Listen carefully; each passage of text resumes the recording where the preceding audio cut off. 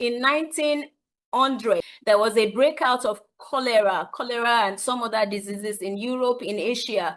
And we know through research that during that time, the disruption did not only affect those in Europe or those in Asia, but it affected other countries. Why? Because, there were economical exchange, social connections and the likes of it. But because of that, people couldn't reach family because there was the shutdown. People could not travel.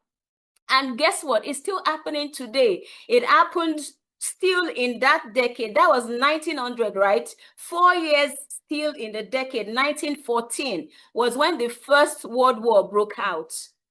And guess what? When disruptions like this happen, many times it affects women more. Usually it affects everybody, including children, the men, but it affects women more.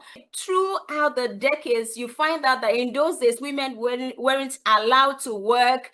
They were segregated to the domestic affairs. Some were still trying to have their voice, gain their voice. They were like, oh, well, I have this skill, I have this gift. I mean, I can do well in this industry. It went on like that until 1970. I mean, even 1960, when, different countries started seeking independence. Why? Because there would always often be disruptions in decades. It doesn't have to be all decades. But when you look at decades, there are always disruptions. 1960, countries were asking for independence. 1970, the same thing. 1940 was when the Second World War broke out. So why these decades? Why decades? Why decades? We remember that of 2020 when the COVID-19 pandemic also broke out.